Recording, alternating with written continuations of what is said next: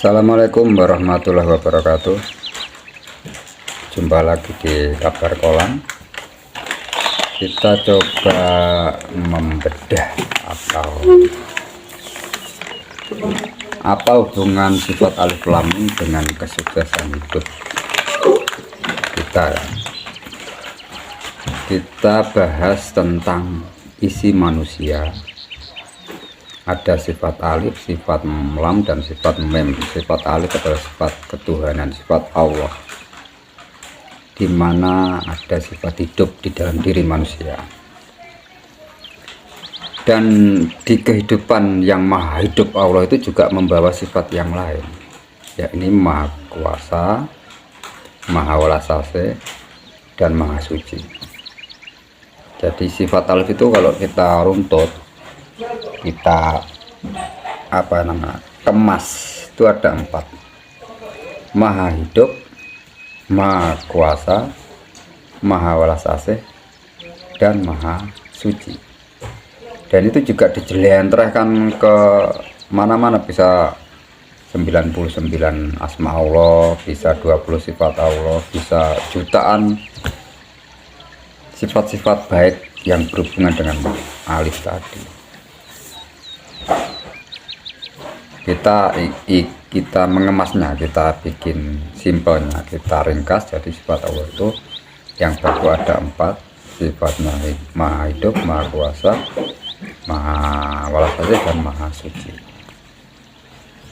Artinya ketika sifat Allah ada di dalam diri manusia, berarti sifat manusia juga bisa memiliki sifat-sifat Allah. Bedanya harus kita sadari bahwa namanya maha itu tidak ada batasan, sementara makhluknya, kita sebagai manusia, punya batasan. Contoh ya, Allah maha hidup, kita sedang hidup hari ini, tapi tidak maha hidup karena kita nanti bisa pensiun dari hidup, pindah ke alam. Terus Allah maha kuasa, hari ini kita mungkin kuasa mendengar, kuasa melihat, kuasa berpikir, kuasa bicara. Kalau pas tidak sakit, kalau pas tidak tidur, kalau sudah tewas tidur ya, kita tidak mendengar lagi, tidak melihat lagi, tidak bisa berpikir lagi kan. Artinya ada batasannya. Kemudian untuk sifat Allah yang maha apa tadi? Walasase. Nah, walasase Allah itu benar-benar pure, memberikan murah walas murah asis ke semua makhluknya. Jadi kalau ada yang berpendapat Allah melaknat, Allah murka, itu saya kira bukan Allah. Karena Tuhan itu bersifat maha, namanya maha pemurah, murah banget. Maha pemberi, berarti benar-benar maha memberikan siapapun hal yang sama. Taruhlah ini, Allah menciptakan gravitasi bumi. Mau Anda orang alim sekalipun, atau Anda orang jahat sekalipun, jika jatuh dari ketinggian taruhlah lantai 7 ya, back ke bawah, 99,9% mati. Sama, Allah adil. Mau Anda kafir, mau Anda itu ngalim ceritanya menurut pandangan umum, jika Anda pelit pasti miskin. Itu sudah sunatullah. Artinya Allah itu maha adil. Beda dengan kita perhitungan. Kalau Allah tidak ada perhitungan. Jadi perhitungan Allah hanya di sini, aku sesuai prasangka aku.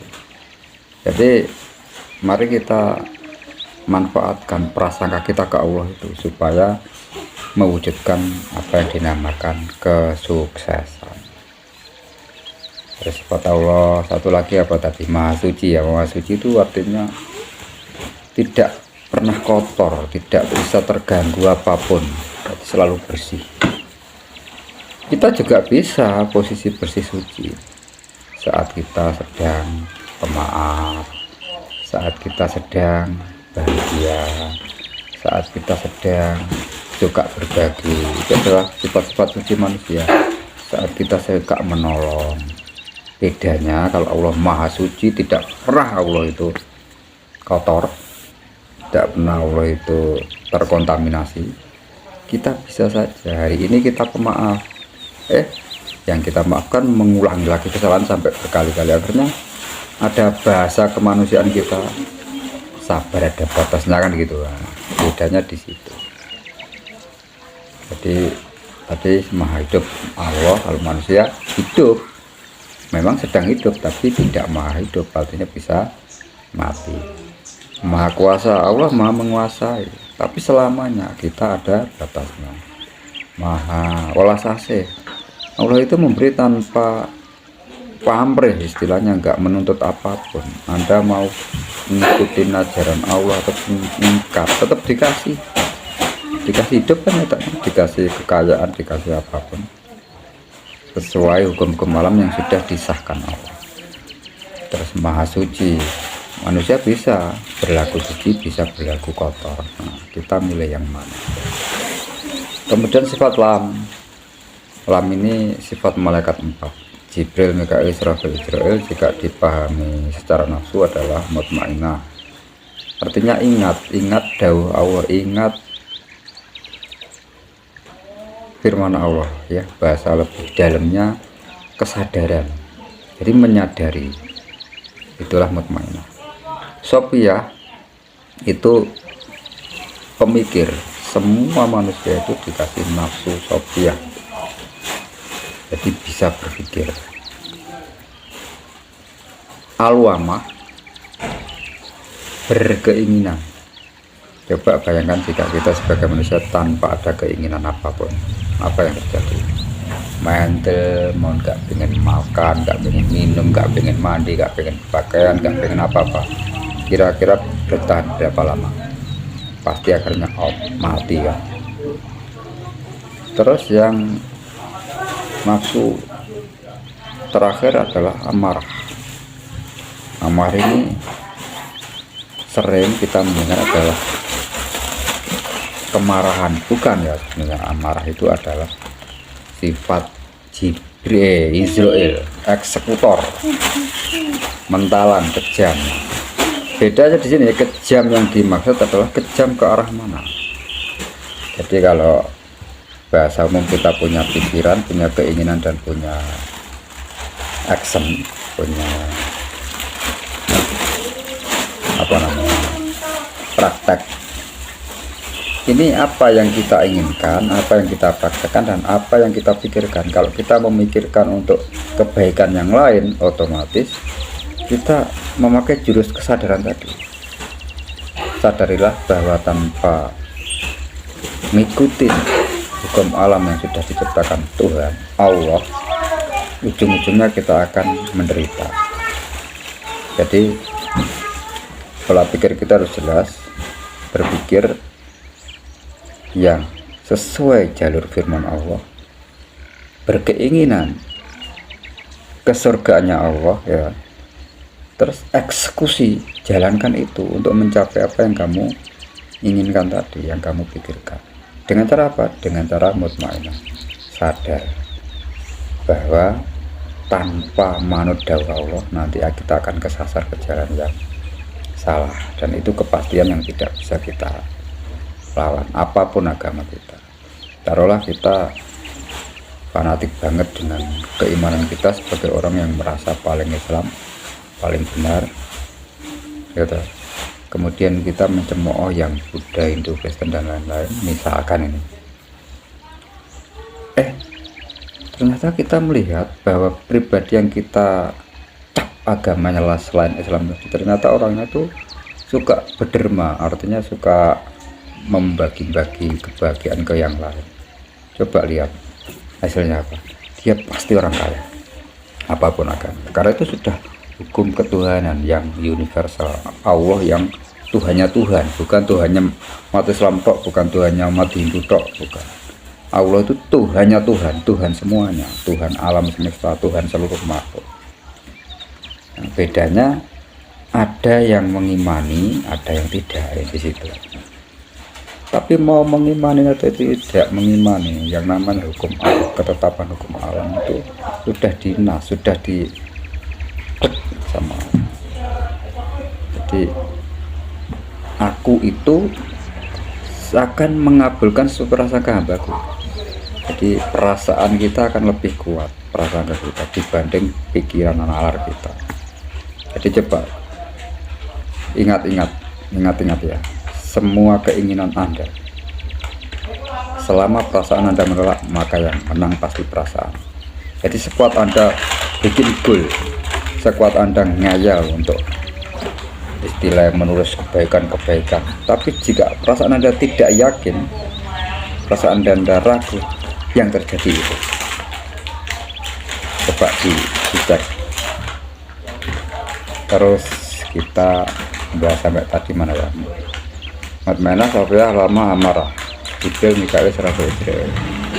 Nah ini kalau dihubungkan secara saya gimana? Jibril kan menyampaikan wahyu. Apa hubungannya dengan mutmainah? Wahyu apa sih? Wahyu adalah petunjuk dari Allah. Mutmainah adalah ilim dari Allah, artinya selalu sadar mana dawuh Allah, mana godaan dari syaitan. Nyambung ya. Terus sifat Mikael membagi rezeki. Kenapa di Sophia kok punya pemikiran? Nah coba, dengan apa kita manusia mendapatkan rezeki? Kalau kita nggak punya pikiran, semua memiliki pikiran dengan cara masing-masing. Bahkan pengemis sekalipun dia berpikir dengan hanya mengemis dapat rezeki, ya kan? Anak kecil dengan konsep cara mikirnya meminta orang tua, ngerangek ke orang tuanya, akhirnya dapat rezeki sesuai keinginan, minta mainan, minta jajan dan lain-lain. Atau pebisnis berpikir dengan cara gimana cara uang ini berkembang pesat, apakah saya investkan ke sana ataukah saya produksi apa yang bisa hasilnya berkali lipat. Semua pakai pikiran untuk menghasilkan rezeki. Artinya nyambung, malaikat Mikail membagi rezeki dengan nafsu Sophia berpikir atau punya akal.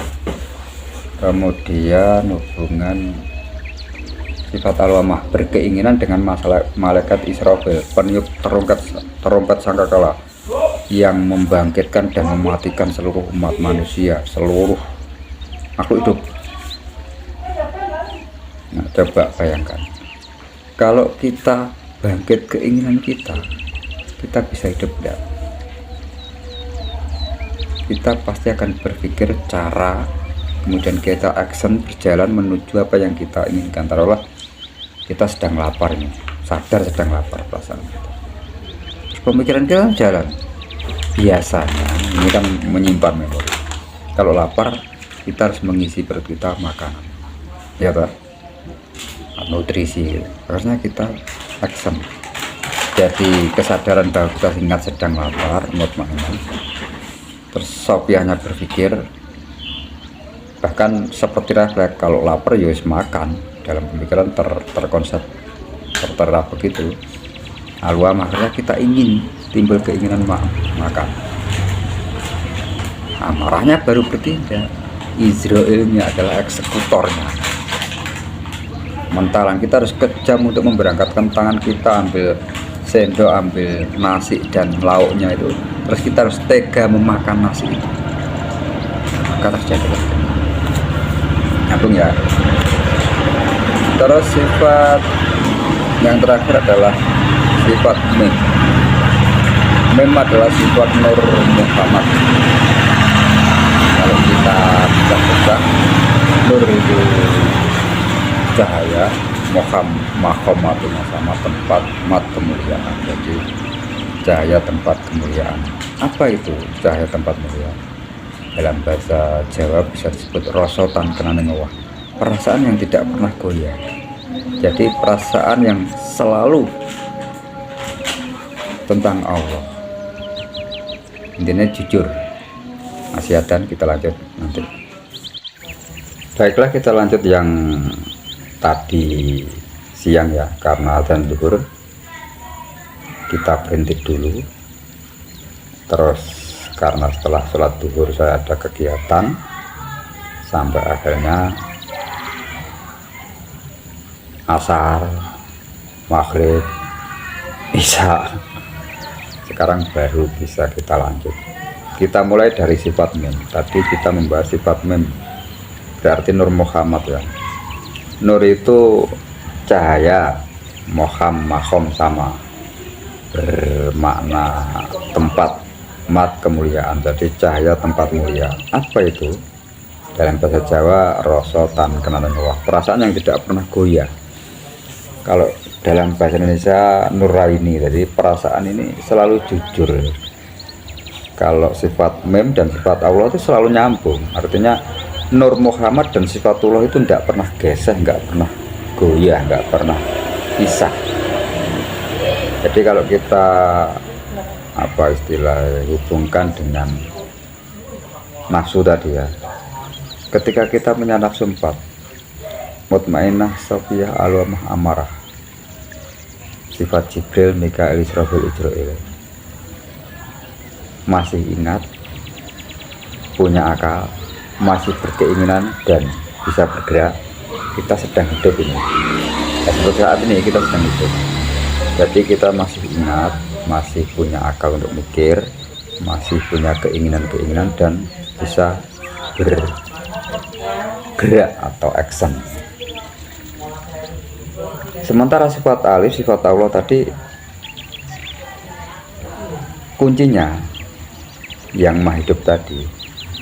Terus sifat Nur Muhammad adalah apa bahasanya lebih ke arah nuraini ya, hati kecil, atau kalau sifat 4 tadi taruhlah ini hati ya. Ini hati yang terdalam. Banyak yang memaknai lebih ke jantung, jadi lebih ke perasaan kalau Nur Muhammad. Kalau mutmainah lebih ke keingatan, ingat dawuh Allah gitu. Bisa dipahami kan? Jadi sekarang kita coba pisah-pisah. Terus bagaimana kelanjutannya ketika nafsu kita hilangkan? Sifat Jibril, Mikail, Israfil, Ijrail, jadi mutmainah, sofiyah, alwamah, amarahnya hilang dari manusia. Apakah bisa hidup hanya dengan sifat alif dan mim? Bisa. Ya, ini ketika kita tidur, kita hanya meninggalkan sifat Allah dan sifat Nur Muhammad. Jadi sifat hidup dan sifat rosotan kenang Allah, perasaan yang tidak pernah goyah, kedamaian yang luar biasa. Mungkin kita punya telinga, mata kita masih ada, hidung masih naik turun, narik nafas, mulut pun ada utuh. Tapi kenyataan orang tidur tidak ingat apa-apa, tidak berpikir apa-apa, tidak ingin apa-apa, dan tidak bisa berbuat apa-apa. Tapi masih hidup, buktinya kita bangun kan, masih bangun lagi. Inilah jadi kenapa kalau kakak saya dulu pernah cerita ke saya, subuh itu kok 2 rakaat.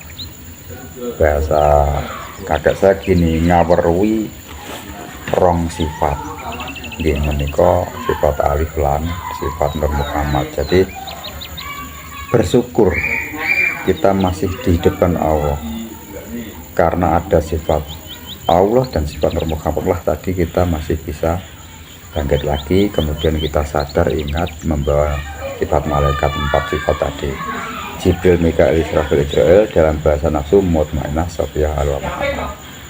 Makanya dalam sholat subuh 2 rakaat artinya berterima kasih kepada Allah karena 2 sifat yang masih menempel di tubuh kita masih hidup. Jadi bersyukur gimana nih 2 rakaat. Bagaimana dengan duhur asar so 4? Kenapa? Ini juga sama. Setelah kita bangun dari tidur kan kita sudah punya sifat 4 nih, Jibril, Mikail, Israfil, Ijrail, mutmainah, sofiyah, alwamah, amarah. Kalau dalam bahasa Jawa bisa dikatakan mutmainah itu legi, sofiyah itu pon, alwamah itu wagi, amarah itu merah. Nah, amarah itu baing ya, merah warnanya. Nanti itu kita bahas urusan yang ke arah secara hukum Jawa. Itu kan hanya sebuah bahasa, sebenarnya intinya sama. Makanya kita jangan keburu memponis, ini kejauhan, ini nggak islami, ini nggak murni. Jangan begitu ya. Kita berusaha menelaah isi dari apa yang dibicarakan orang. Jangan langsung memfonis gara-gara judulnya terkesan dengan otak kita tidak sambung langsung kita fonis ini sesat dan lain-lain. Tapi ya kembali ke panjenengan semua. Ini saya hanya apa istilah sharing-sharing pengetahuan. Oke, kita lanjut. Dari mana tadi? Dari sifat alif dan mem yang masih menempel, ternyata kita hidup. Ketika ditinggalkan sifat lam, kita hanya tidur, tapi tidak mati. Tapi ketika sifat alif loncat, maka memnya pasti ikut, lamnya juga lenyap. Karena tidak ada kehidupan, otomatis nafsunya pun ikut musnah. Itulah mati yang sesungguhnya. Kemudian ke arah mana kita nanti? Nah, inilah yang kita nanti akan membahas hubungan sifat alif lam mim dengan roh 9 manusia. Tapi sebelum jauh ke sana, mari kita manfaatkan sesuai judul awal saya buat tadi, yaitu hubungan sifat alif lam mim dengan kesuksesan hidup. Langsung kita penggal aja ya, untuk poinnya. Kita akan membahas masalah LOA. Apa itu LOA? Pernah dengar ya? Kenapa di dalam LOA kok setiap mengisi program baru, atau bahasanya apa ya,